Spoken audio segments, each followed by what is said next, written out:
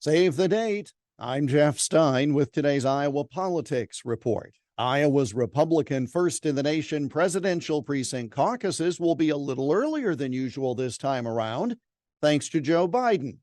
No, the GOP is not trying to start earlier because of how formidable Biden is. It's because Biden was in cahoots with the Democratic National Committee to upend the normal nomination calendar, and it's been a mess ever since. And not just because Biden punitively shuffled Iowa out of the early mix.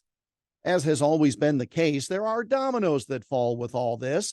One state moves earlier, which leads New Hampshire to move earlier, which leads Iowa to move earlier, and so on. That's why the 2008 caucuses were on January 3rd, barely into the actual year of the election. In Biden's world, Iowa is out of the mix and New Hampshire is no longer the first primary. Well, the problem with that is that primaries are elections run by each state, and New Hampshire has a state law mandating that its primary be at least 7 days before anyone else's. Caucuses are run by political parties, but Iowa has laws requiring that we go the week before New Hampshire. Now, New Hampshire has made it clear it's going to follow its state law. So they're targeting a primary falling as early as January 23rd. That's why Iowa Republicans decided at a meeting this past Saturday to hold their caucuses the night of January 15th. Some have noted that is a federal holiday, King Day. Not the first time that has happened, though. The 2004 Democrat and Republican caucuses in Iowa were held on January 19, which was King Day that year.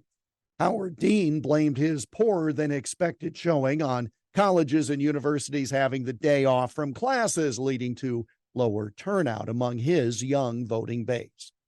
What Iowa Democrats do now is anyone's guess, since in their contortions to please the national party, they ruined their 2020 caucus and seemingly don't want to tell the national party to go jump in the lake so they can do things their own way, ways that have worked for more than a half century. The two parties in Iowa have held their respective caucuses on the same night since 1976, but this lack of leadership on the Democrat side throws that into jeopardy. So it is January 15th for the Iowa GOP, provided New Hampshire doesn't have to go earlier than January 23rd. And the national implications of that will be our topic tomorrow. And that's the Iowa Politics Report for Monday, July 10. On Twitter, Instagram, Getter, Threads, and Truth Social at Iowa Politics. I'm Jeff Stein on News Talk 1540 KXEL.